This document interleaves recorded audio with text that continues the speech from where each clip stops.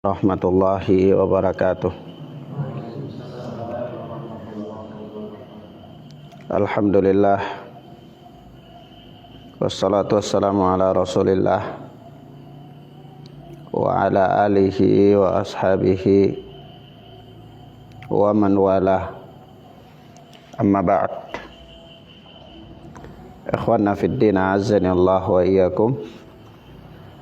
Kita masih berada pada pembahasan yakni al-ayyamul manhiyu an siyamiha, yaitu hari-hari yang dilarang berpuasa padanya. Kemarin sudah kita sebutkan diantaranya ada 4 hari yang dilarang berpuasa padanya. Kita masuk pada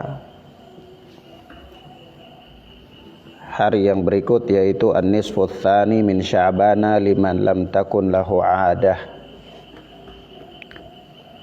yaitu pertengahan bulan Sya'ban bagi orang yang bukan kebiasaan baginya. Yakni orang itu dia tidak berpuasa, tidak biasa berpuasa sunnah. Lalu begitu datang bulan Sya'ban,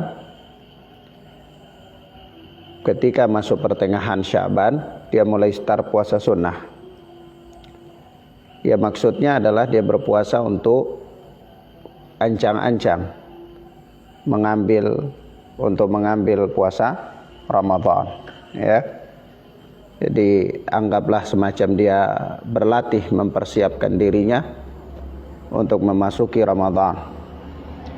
Maka dia start dari pertengahan Sya'ban. Nah, bagi orang yang demikian ini tidak boleh bagi dia untuk berpuasa dengan cara yang demikian, kecuali memang dia terbiasa puasa sunnah. Lalu walaupun sudah pertengahan Ramadan ke atas, ya dia tetap berpuasa sunnah. Nah, misalnya tanggal 13, 14, 15, ya dia tetap berpuasa sunnah. Hari Senin, hari Kamis, ya dia tetap berpuasa sunnah. Bagi memang yang demikian itu dia mempunyai kebiasaan berpuasa sunnah. Tapi bagi orang yang tidak mempunyai kebiasaan berpuasa sunnah, lalu dia mulai start berpuasa sunnah sejak pertengahan Sya'ban, maka hal ini terlarang baginya, ya. Nah, Nabi Hurairah radhiyallahu taala anhu, dari Abu Hurairah yang Allah telah meridainya, dia berkata, anna Rasulullah sallallahu alaihi wasallam qala, bahwa Rasulullah sallallahu alaihi wa alihi wasallam bersabda, idzan tasafa sya'banu fala tasumu, apabila telah pertengahan Sya'ban, maka janganlah kalian berpuasa. Apabila telah pertengahan Sya'ban, maka janganlah kalian berpuasa. Hadis ini disahihkan oleh Al-Allamah Albani rahimahullah. Hadis ini dikeluarkan oleh Al-Imam Abu Daud, Al-Imam At-Tirmidzi, dan juga Al-Imam Ibnu Majah meriwayatkannya dengan lafaz yang berbeda tetapi semakna, ya. Nah, maka ini pendalilan yang dijadikan sebagai oleh Syekh untuk menunjukkan kucing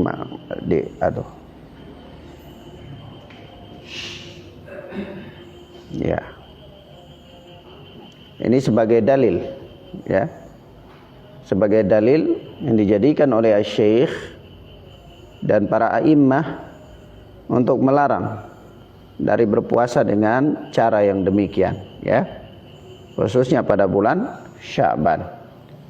Tapi kalau orang ini dia punya kebiasaan berpuasa sunnah sebagaimana yang kita katakan tadi, maka labas, tidak ada masalah bagi dia. Ya, bahkan ya mungkin dia berpuasa banyak berpuasa pada bulan Sya'ban. Dari tanggal 1 dia sudah berpuasa, terus banyak berpuasa pada bulan Sya'ban, maka yang demikian sah saja bagi dia, ya. Nah, maka di sini ikhwan, azani Allah wa iyyakum. Waalaikumsalam warahmatullahi wabarakatuh. Ada pembahasan ya, bahwa kadang-kadang sebuah amalan itu walaupun dia disyariatkan ya, namun jika seseorang dia melakukannya dengan maksud untuk memberikan ya metode-metode khusus misal, maka yang demikian ini dilarang dalam syariat. Ya, misalnya saja sholat sunnah secara mutlak. Seorang dia sholat sunnah mutlak, ya kapan aja, dengan jumlah rakaat berapa aja terserah dia, itu ya dibolehkan, karena itu sholat sunnah mutlak, ya. Tapi ketika dia mengkhususkan bahwa sholat sunnah itu ya harus di malam Jum'ah pertama dari bulan Rajab, dengan menentukan ada fadilah-fadilah tertentu, atau karena mau mengambil keberkahan dari hari Jum'ah itu sendiri, lalu dia membuat suatu amalan khusus di situ yang tidak diajarkan oleh Nabi Sallallahu Alaihi Wasallam, maka disitulah sebuah kekeliruan, ya. Di situ sebuah kekeliruan. Kenapa ya kawan? Karena di dalam metode mengamalkan agama itu kita memperjalankan nas-nas apa adanya. Maksudnya begini, nas yang dia menetapkan suatu hukum secara umum, maka kita perjalankan berdasarkan keumumannya. Adapun ketika nas itu dia berbicara secara khusus, maka kita pun memperjalankan dia secara khusus, ya, berdasarkan nas tersebut. Jangan nas yang membahas suatu permasalahan secara umum kita ambil lalu kita paksakan dia untuk menempatkan dia pada suatu permasalahan secara khusus. Nah, mafhum ya ikhwan? Nah, di situ akan terjadi penyimpangan. Situ akan terjadi penyimpangan.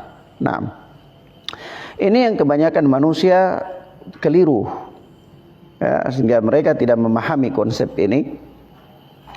Lalu terjadilah, waalaikumsalam warahmatullahi wabarakatuh, terjadilah banyak bid'ah idhofiyah. Terjadilah banyak bid'ah idhofiyah.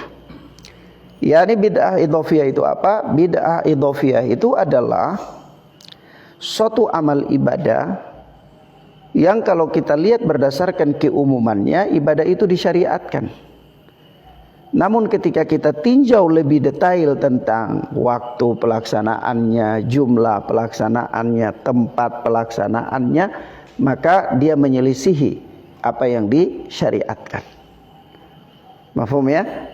Maka dia namanya bid'ah idhofiyah. Ya, itu tadi yang kita sering memberikan contoh ya. Misalnya seorang itu dia haji, melakukan ibadah haji. Kita lihat secara umum ibadah haji itu masyru', disyariatkan. Bahkan dia merupakan rukunun min arkanil Islam wa fardun min faraidil Islam, atau wajibun min wajibatil Islam. Dia merupakan suatu rukun dari rukun Islam dan merupakan suatu kewajiban dari kewajiban Islam, yaitu al-hajj. Orang melakukan haji. Tapi ketika seorang dia haji itu pada bulan Muharram, atau dia melakukan haji pada bulan Sya'ban misalnya, maka disinilah kita anggap dia keliru. Dia telah melakukan suatu amal ibadah yang tidak dilakukan oleh Rasulullah. Pertanyaannya, apakah haji itu tidak dilakukan oleh Rasulullah? Bukan. Haji itu dilakukan. Tetapi yang dimaksudkan tidak dilakukan oleh Rasulullah di sini adalah berhaji pada bulan yang dia lakukan itu, pada waktu yang dia lakukan itu. Maka amalan yang dia lakukan itu namanya bid'ah. Tetapi bid'ah apa? Idhofiyah. Paham ya ikhwan? Nah, ini konsep yang harus kita pahamkan kepada kaum muslimin, supaya mereka tidak serampangan. Tidak serampangan menuduh, bahkan mengingkari orang-orang yang mengajak mereka untuk kembali kepada Al-Quran dan Sunnah dengan pengamalan yang benar, ya. Nah, atau misal orang dia berpuasa. Kalau kita lihat puasa secara umum itu disyariatkan, masyru'. Bahkan Allah Subhanahu wa taala mewajibkannya dan dia merupakan rukun Islam. Tapi ketika ada orang dia puasa khusus, ya, misalnya di hari Jumat, karena mau mengambil keberkahan hari Jumat misalnya, dengan anggapan dia yang dia tetapkan sendiri atas dirinya, ya, atau dia puasa mutih, dia puasa ndak makan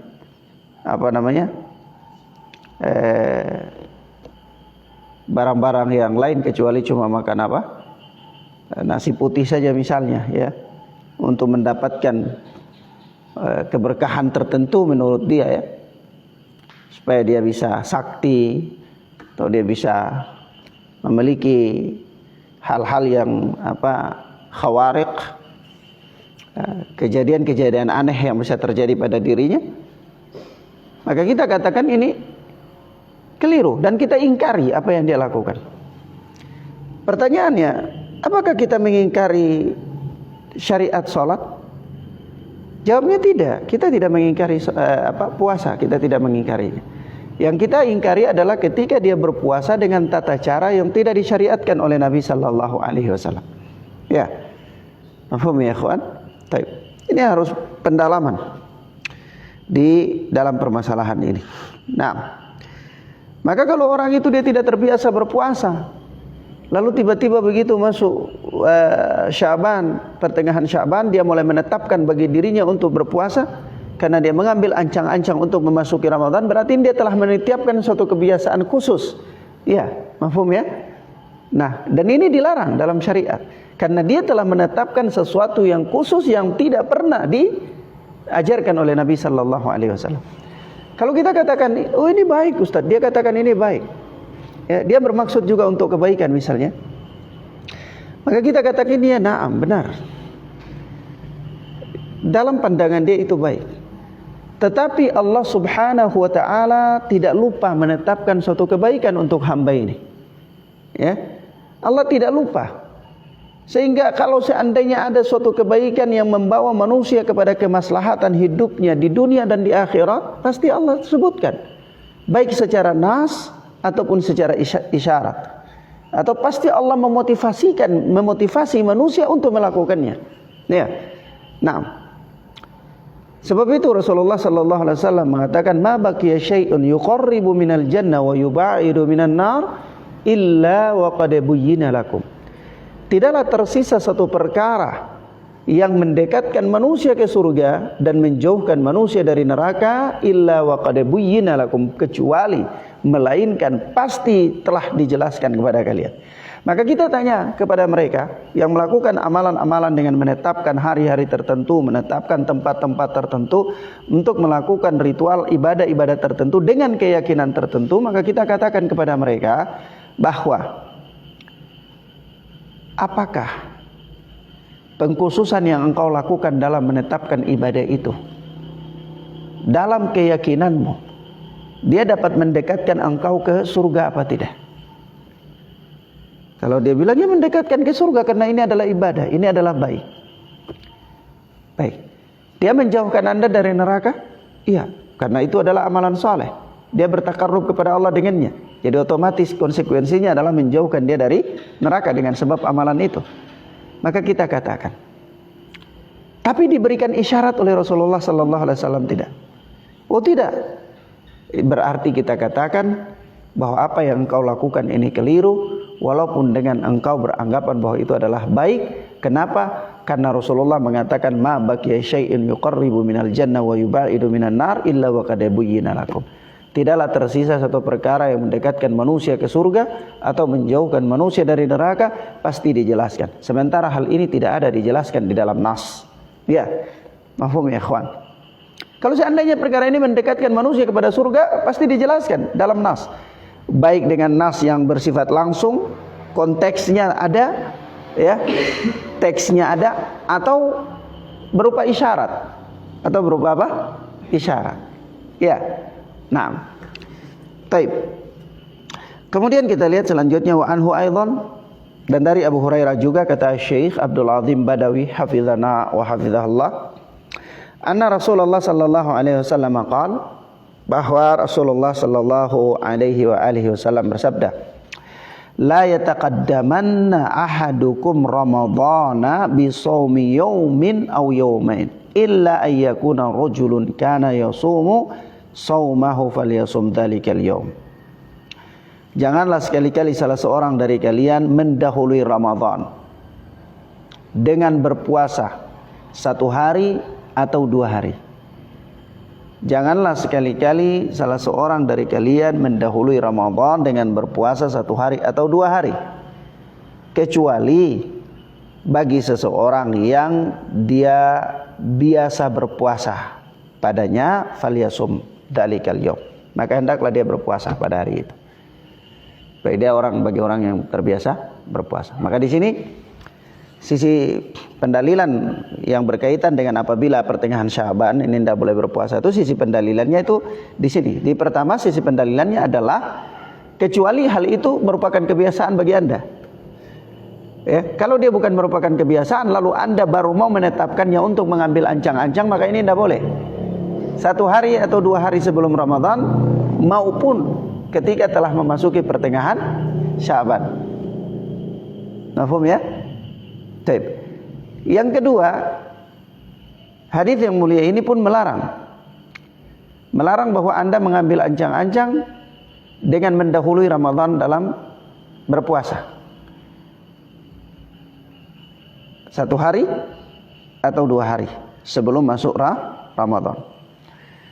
Maka bahaya sekali ya, orang dia mendahului Ramadan dalam berpuasa. Dia puasa di sini bukan puasa wajib, puasa sunnah. Ya, puasa apa? Sunnah. Ini kalau puasa wajib ada lagi hukumnya tersendiri. Ya. Tapi yang dia maksudkan di sini dia puasa sunnah. Dia puasa sunnah 1 hari sebelum Ramadan atau 2 hari sebelum masuk Ramadan. Mafhum ya, ikhwan? Nah, maka hal ini pun terlarang. Yang berikut yaumus syak, berpuasa pada hari yang diragukan. Berpuasa pada hari yang diragukan. Maksudnya apa? Ya maksudnya diragukan ini 1 Ramadan atau bukan 1 Ramadan. Ya. Mafhum ya, ikhwan? Dalam kondisi bagaimana ya? Dalam kondisi cuaca itu terang. Dalam kondisi cuaca terang, tidak ada yang bisa menghalangi dari melihat hilal, tapi manusia berselisih apakah ini 1 Ramadan atau bukan 1 Ramadan. Bukan dalam cuaca gelap ya. Kalau dalam cuaca gelap karena mendung atau karena awan atau yang lain-lain, maka itu solusinya ada. Solusinya apa? Faqduru lahu 30. Ya, yaitu cukup hitung Sya'ban itu 30 aja. Berarti 31-nya itu adalah 1 Ramadan. Ya. Paham ya, ikhwan? Tapi ini kondisinya terang. Tidak gelap. Cuacanya tidak kabut, ya. Dan seterusnya. Tapi ragu dalam menentukan. Manusia berselisih dalam menentukan 1 Ramadan atau bukan. Maka berpuasa pada hari yang diragukan demikian itu hukumnya adalah terlarang. Hukumnya apa? Terlarang. An Ammar bin Yasir radhiyallahu anhu qala, dari Ammar bin Yasir yang Allah telah meridhoinya, dia berkata, man shama yaumal ladzi syakka atau syukka fihi faqad asa Abul Qasim sallallahu alaihi wasallam. Barang siapa yang berpuasa pada hari yang diragukan padanya, maka sungguh dia telah mendurhakai Abul Qasim sallallahu alaihi wasallam. Dia telah mendurhakai Rasulullah sallallahu alaihi wasallam. Jadi subhanallah, coba antum lihat. Puasa itu ibadah apa bukan? Ibadah. Tapi ketika dilakukan tidak sesuai dengan petunjuk Nabi, bukannya dia dianggap mendekatkan diri kepada Allah, tapi dia dianggap sebagai kemaksiatan. Dia dianggap sebagai apa? Kemaksiatan. Dari mana dia dianggap sebagai kemaksiatan? Ya di sini. Rasulullah menghitungnya sebagai apa? Faqad asa Abul Qasim. Dia mendurhakai Abul Qasim sallallahu alaihi wasallam. Ya, sementara Allah Subhanahu wa taala mengecam orang-orang yang mendurhakai Rasul. Wa man ya'sillaha wa rasulah. Barang siapa yang mendurhakai Allah dan Rasul, ya, maka dia mendapatkan apa di situ? Mendapatkan ancaman. Dia mendapatkan ancaman. Mafhum ya ikhwan? Begitu juga Allah Subhanahu wa taala mengatakan man yusyakikir rasula, barang siapa yang mendurhakai Rasul, dan terusnya dan seterusnya. Nah, maka setiap orang yang dianggap menyelisihi Rasul sallallahu alaihi wasallam atau mengkhianati, menyelisihi Rasulullah, mendurhakai Rasul sallallahu alaihi wasallam, itu dianggap kemaksiatan. Dianggap apa? Kemaksiatan. Mafhum ya ikhwan? Menyelisihi Rasul sallallahu alaihi wasallam dalam perintah beliau, dalam ketetapan beliau, maka itu dianggap kemaksiatan. Bukan dalam hal-hal yang mubah ya, bukan dalam hal-hal yang mubah. Kalau dalam hal-hal yang mubah, itu tidak dianggap kemaksiatan. Misalnya Anda memakai baju yang berbeda dengan pakai baju Rasulullah, Anda pakai sendal berbeda dengan sendal Rasulullah, ya, Anda punya rambut berbeda dengan rambut Rasulullah, itu tidak terhitung suatu kemaksiatan, walaupun di situ Anda dengan Rasulullah berbeda di situ. Mafhum ya ikhwan? Paham ya? Tetapi yang dimaksudkan ketika seseorang dia menyelisihi Rasul sallallahu alaihi wasallam dalam ketetapan hukum, maka itu dianggap apa? Memaksiati Rasulullah. Maka dianggap sebagai bentuk kedurhakaan. Nah, orang berpuasa yang asalnya ibadah tetapi ketika dilakukan tidak sesuai dengan petunjuk Rasulullah atau dilakukan di waktu-waktu yang dilarang oleh Rasulullah, itu bukan dianggap mendekatkan diri kepada Allah, tapi dianggap bermaksiat kepada Allah Subhanahu wa taala. Mafhum ya ikhwan? Nah, ini yang harus juga kita paham dengan baik. Supaya jangan kita mengatakan ya masa ini kan ibadah, ini kan baik, masa dilarang. Ya. Maka kita katakan ibadah, hatta ibadah yang zatnya adalah ibadah, ya, yang dinaskan dalam syariat bahwa itu ibadah, yang kalau melakukannya mendapatkan pahala, bahkan perintah syariat untuk melakukannya. Tetapi ketika Anda melakukan tidak sesuai dengan apa yang ditetapkan oleh Rasulullah sallallahu alaihi wasallam, maka tidak terhitung sebagai ibadah, melainkan terhitung sebagai bentuk kemaksiatan. Ya ikhwan, sudah banyak sekali kita berikan contoh dalam bab ini ya. Nah, tidak perlu kita mengulang-ulang. Maka di sini berpuasa pada hari yang diragukan adalah termasuk bentuk kemaksiatan, maka hal itu termasuk hal yang dilarang dalam syariat. Yang berikutnya adalah shaumud dahri wa in aftaral ayyamal manhiya anha. Berpuasa sepanjang tahun walaupun dia berbuka pada hari-hari yang dilarang. Misalnya dia puasa sepanjang tahun tapi hari Id dia berbuka, hari Tasyrik dia berbuka,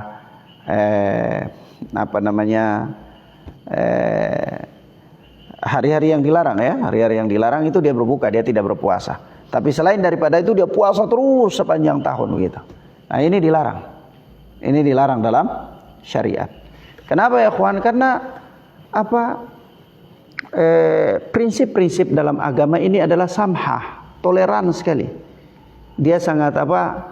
Sangat terbuka dan sangat memudahkan. Yuridullahu bikumul yusra wala yuridu bikumul usra. Allah Subhanahu wa taala menginginkan bagi kalian kemudahan dan Allah tidak menginginkan kesulitan bagi kalian. Jadi prinsip-prinsip agama ini jangan sampai memberatkan. Ketika seseorang dia melakukan suatu amal ibadah yang memberat-beratkan dirinya di dalamnya, maka itu terlarang. Ya ahlal kitab la taghlu fi dinikum. Ya, wahai ahli kitab, janganlah kalian berlebihan dalam agama kalian. Ya, janganlah kalian berlebihan dalam agama kalian. Nah, begitulah Rasulullah sallallahu alaihi wasallam mengatakan la taghlu fi dinikum innaman kana qablakum ahlaka bil ghulu fid din. Atau kama jaa fil hadis ya. Janganlah kalian berlebihan dalam beragama. Jangan mengamalkan agama itu secara ekstrim, terlalu berlebih-lebihan, keluar daripada batasnya, karena sesungguhnya orang-orang sebelum kalian itu mereka binasa adalah karena mereka berlebihan dalam agama. Ya. Karena mereka apa ya ikhwan? Berlebihan dalam agama. Nah. Kemudian Di sini disebutkan an Abdullah bin Amr radhiyallahu taala anhuma qala, dari Abdullah bin Amr yang Allah telah meridainya, dia berkata, qala li Rasulullah sallallahu alaihi wasallam, ya Abdullah bin Amr, wahai Abdullah bin Amr, innaka latasumud dahra fataqumul laila wa innaka idza fa'alta dzalika hajamat lahul ainu wa nahakat la sama man samal abadan. Ya, di sini ada sisi pendalilannya ya. Ya, kata Abdullah bin Amr itu, Rasulullah sallallahu alaihi wasallam bersabda kepadaku, wahai Abdullah bin Amr, sesungguhnya engkau telah berpuasa sepanjang tahun dan engkau sholat malam. Juga demikian adanya. Ya, kalau seandainya engkau melakukan hal itu, maka hajamat lahul ainu wa nahakat, matamu itu maksudnya engkau bisa binasa lah maksudnya ya. Secara kau bisa, matamu bisa rusak, tubuhmu bisa sakit dan seterusnya.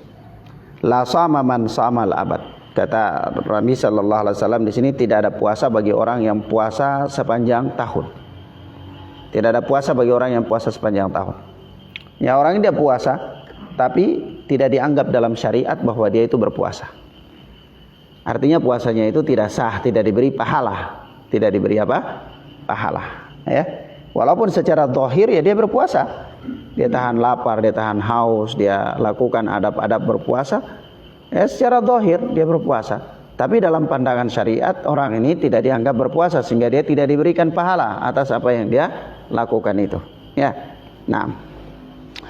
Wa an Abi Qatadah radhiyallahu taala anhu anna rajulan atan Nabiy sallallahu alaihi wasallam faqal, dan dari Abu Qatadah yang Allah telah meridainya, dia berkata bahwa ada seseorang mendatangi Nabi sallallahu alaihi wasallam, lalu dia berkata, ya Rasulullah, kaifa tasum, wahai Rasulullah, bagaimana engkau berpuasa? Bagaimana engkau berpuasa? Bagaimana caranya engkau berpuasa? Faghadiba Rasulullah sallallahu alaihi wasallam min qawlihi, maka Rasulullah tidak suka atas pertanyaannya itu. Ya, orang ini datang lalu dia katakan, ya Rasulullah kaifa tasum, wahai Rasulullah, bagaimana caranya engkau berpuasa? Maka ghadiba Rasul sallallahu alaihi wasallam, Rasulullah tidak suka, marah Rasulullah dengan pertanyaan yang demikian. Lalu apa? Falamma ra'a dzalika Umar, tatkala Umar melihat hal itu, Umar melihat, oh ini Rasulullah marah, tidak suka dengan pertanyaan ini. Maka Umar berkata, radina billahi rabban wa bil islami dinan wa bi Muhammadin nabiyya sallallahu alaihi wasallam.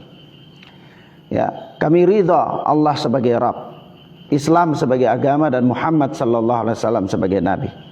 Na'udzu billahi min ghadabillah wa min ghadabi rasulih.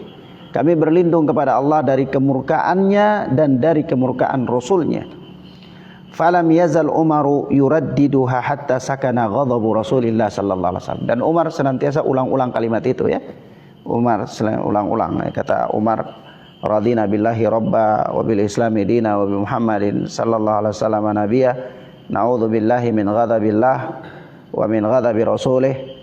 Nah, begitu diulang-ulang kalimat itu oleh Umar Ibn Al-Khattab radhiyallahu ta'ala. Sampai apa? Hatta sakana ghadabu Rasulillah, sampai Rasulullah itu diam, hilang marah Rasulullah. Ya. Maka apa yang terjadi? Faqal, Rasulullah pun bersabda. Hatta sakana ghadabu Rasulillah sallallahu alaihi wasallam faqala, ya Rasulullah, kaifa biman yasumud dahra kullah. Setelah Rasulullah tenang, ya, tidak ada lagi nampak kemarahan dari Rasulullah, maka orang itu dia bertanya lagi, wahai Rasulullah, bagaimana bagi orang yang berpuasa sepanjang tahun? Ya, apa hukumnya orang yang berpuasa sepanjang tahun? Jadi ini maksud dia ini tadinya mau bertanya itu tentang ini, tapi sighah pertanyaannya, bentuk pertanyaannya itu tidak tepat, Nabi marah, itu loh. Paham ya? Nah, memang di sini seorang dalam menyampaikan pertanyaan pun ya dia harus memilih pertanyaan, kalimat, bentuk pertanyaan itu yang tepat ya. Nah, maka dia bertanya, kaifa biman yasumu dahra kullah, bagaimana dengan orang yang berpuasa sepanjang tahun? Qala la sama wala aftar. Nabi mengatakan tidak ada puasa bagi dia dan tidak ada berbuka. Ya sudah, maksudnya orang ini sia-sia apa yang dia lakukan itu. Ya. Nah, maka ikhwan, a'azzani Allah wa iyyakum, kita katakan bahwa seorang yang dia beribadah dengan jenis ibadah apapun yang asalnya disyariatkan dalam agama, kalau dia lakukan menurut keinginannya saja, yaitu tidak dengan bimbingan Rasulullah sallallahu alaihi wasallam, maka sia-sialah apa yang dia lakukan itu. Sia-sialah apa yang dia lakukan. Wa qadimna ila ma 'amalu min 'amalin faja'alnahu haba'an manthura. Allah Subhanahu wa taala berfirman, kami menerima amalan-amalan yang mereka lakukan itu lalu kami jadikan dia bagaikan debu yang berterbangan. Kenapa? Karena amalan itu tidak ada padanya keikhlasan dan atau amalan itu tidak ada padanya mutaba'ah lin Nabi sallallahu alaihi wasallam.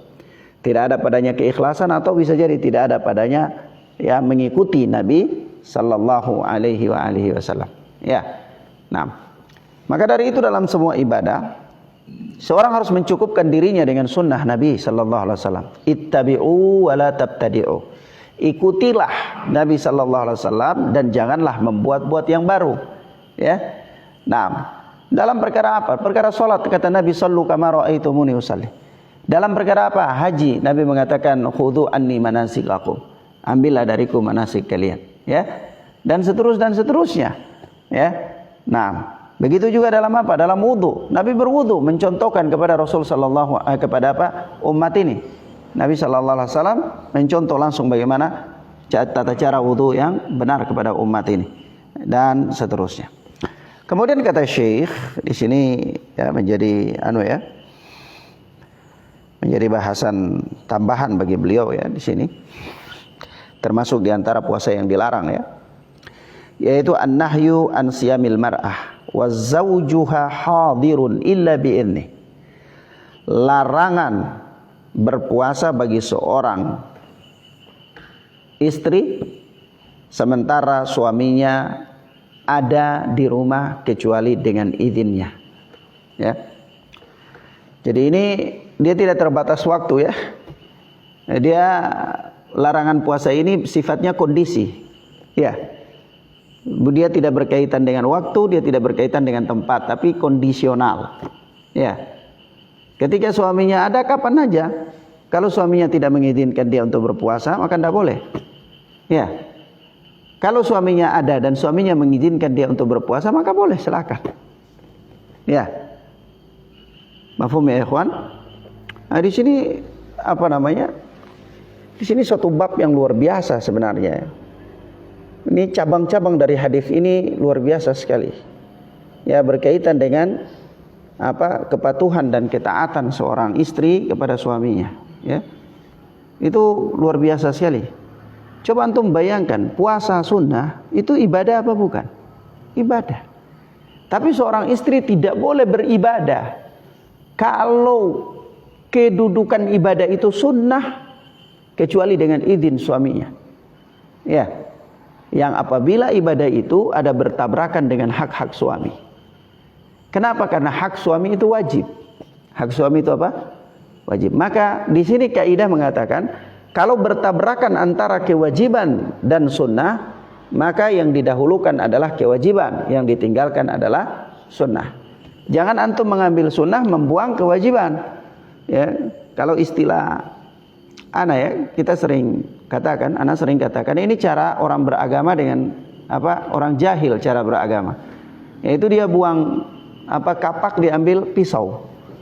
Ini orang mau tebang pohon besar, ada kapak, ada pisau. Dia nggak mau pakai kapak, dia mau pakai pisau. Ini cara orang beragama dengan cara yang jahil. Sebab itu ada satu peristiwa ya berkaitan dengan Juraij, seorang rahib. Ya. Di Bani Israel. Nah, ini dia membuat mihrab sendiri di hutan untuk tempat dia beribadah, mengasingkan diri beribadah kepada Allah. Maka suatu ketika ibunya datang cari dia. Begitu ibunya datang cari dia, dia sedang sholat di pagi hari itu. Ibunya teriak-teriak, ya Juraij. Dia karena sedang sholat, maka dia harus memilih. mau jawab seruan ibunya atau mau lanjutkan sholatnya. Rabbi wa ummi, Rabbi wa ummi. Ini Robku atau ibuku, Robku atau ibuku. Jadi dia putuskan Rabbi, sholat. Ibunya teriak, dia nggak hadir, pulang ibunya. Besok gitu lagi. Ya, singkatnya ibunya jengkel, marah. Maka apa kata ibunya? Dalam doa ibunya, Allahumma la tumithu hatta yanzura ilal mumisat. Ya Allah, jangan engkau matikan dia sampai dia lihat wajah para pelacur. Ya. Dan doa ibunya ini kabul. Doa ibunya ini apa? Kabul, Juraij ini. Maka di sini para ulama katakan kepada kita, doa ibunya ini kabul. Kenapa doa ibunya ini kabul? Karena Juraij ini teranggap bermaksiat kepada ibunya. Ya. Karena doa sang ibu, doa orang tua itu makbul dengan syarat apabila doa itu ya sejalan dengan ketetapan syariat. Maksudnya dia mendoakan, misalnya dia mendoakan keburukan kepada anaknya. Tapi kalau memang anak itu dia memang sedang bermaksiat, memang karena dia melakukan sesuatu yang tidak sejalan dengan syariat, ya itu makbul. Paham ya? Tapi kalau dia doakan keburukan kepada anaknya misalnya, tetapi anak itu tidak sedang bermaksiat, atau dia sejalan dengan perintah syariat, hanya saja karena ibunya tidak suka misalnya, lalu dia doakan keburukan kepadanya, makbul apa tidak? Tidak makbul. Doanya tidak makbul. Mafhum ya ikhwan?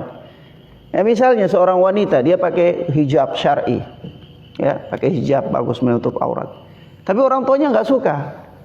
Orang tuanya suka dia kalau tampilannya biasa-biasa saja, katanya Islam tuh biasa-biasa saja. Ya. Islam biasa-biasa saja itu ya bagaimana ndak tahulah menurut konsep ibunya mungkin ya. Ndak usah berjilbab ya, yang biar kelihatan cantik, kecantikannya bisa dipamerkan ya, bisa jadi konsumsi publik gitu. Ya, tapi ini anak ndak mau. Dia tetap pakai hijab, marah ibunya. Ya. Marah ibunya. Akhirnya ibunya doakan dia tentang keburukan. Dalam posisi seperti ini makbul apa tidak?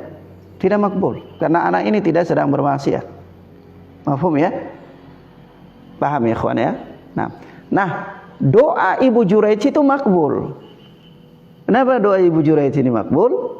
Nah, dikatakan oleh para ulama karena Juraij itu dianggap bermaksiat kepada ibunya. Kenapa bermaksiat kepada ibunya? Karena ibadah yang dia lakukan waktu itu adalah ibadah sunnah, sehingga dia meninggalkan panggilan ibunya, sementara panggilan ibu itu adalah apa? Wajib. Jadi dia meninggalkan kewajiban untuk mengambil yang sunnah. Maka dia termasuk bermaksiat. Ya, mafhum ya ikhwan? Paham ya? Nah, inilah cara orang beragama dengan cara yang jahil. Ada seorang wanita, misalnya seorang istri, dia memaksakan diri khusyuk baca Quran, tapi dia melalaikan hak-hak suami misalnya. Dia tidak lihat makanan suaminya, mungkin dia malas ya pakaian suaminya, biar suaminya aja yang cuci misalnya. Ya, dan ini suami tidak ridho. Maka ini amalannya, ini bagaimana amalannya? Ini cara beragama orang yang jahil. Paham ya ikhwan? Paham ya? Nah, kenapa? Karena hak suami itu adalah wajib. Maka di situ ada larangan ya. An-nahyu an siyamil mar'a wa zawjuha hadirun illa bi'idni. Ya, seorang istri itu dilarang berpuasa sementara suaminya ada di rumah kecuali dengan izin suaminya. Karena itu bertabrakan antara kewajiban dan sunnah. Ya.